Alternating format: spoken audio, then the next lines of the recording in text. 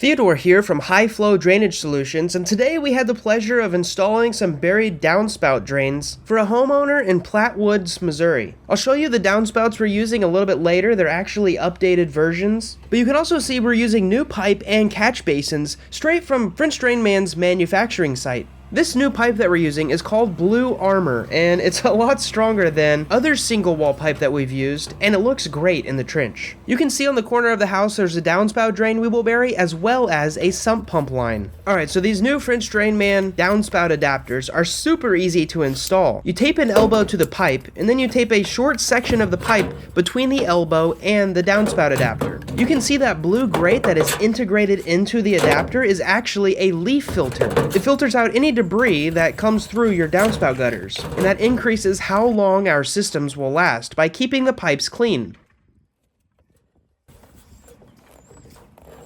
Here you can see a side-by-side of what the client used to have, which only came out about 10 feet away from the house, compared to the new leaf filter adapter that we've installed. And we've taken it way farther away than 10 feet away from the house. This makes sure the client's investment is protected.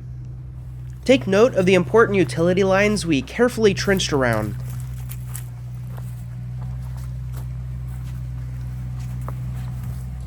You can see there's another Y here that we will connect to this downspout here in a minute.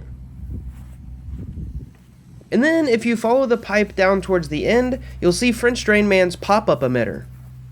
We drill a hole in the bottom of it so that water never pools. I could tell you a little bit about how we install these, but I'll let our project manager, Jason, tell you.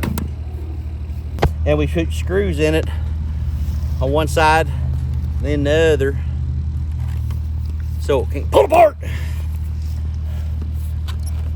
And she stays in there. When we're plumbing it, we always make sure that the flapper's going downhill, so it works correctly. We don't want her to come up the other way and snap off if there's a big flow of water. We go about 8 laps wide, back, forth, the other here. Now, ideally, when we put the pop-up in the ground, we want her a little bit lower than the grade. We don't want lawnmowers, kids tripping over this stuff. So we got to be just below, angled downhill with the flapper, as we discussed earlier. And then we backfill it, and then we take this tamper for this, pack it in there nice and tight, we backfill it, and that's a proper way of taping it, screwing it so it don't come apart, and making her all flush. Drop a comment below if you want more of Jason's beautiful and enthusiastic explanations. Once everything has been installed and is in the ground, the next step is to backfill. We use the mini excavator to push the dirt back into the hole, and then use the tracks to compact the dirt down. We try to leave a couple inches of a crown so that as the dirt settles, eventually your yard will be flat again. If you look closely here, you'll actually see the pile of dirt is actually sitting on a sheet of plywood, and we do this to protect your yard as much as we can while we're working. We also usually have sheets of plywood lined up in a row whenever we have to use the equipment to make back and forth trips. This way we don't damage your grass.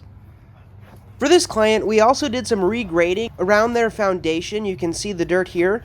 And I also want to take a minute and mention this sump pump discharge. You can see it comes out at the top of their basement wall, and we use PVC along with an overflow protector to make sure this job is done right. If you've enjoyed this video, give it a like, and if you have any questions about our work, feel free to drop a comment below. Thanks for watching.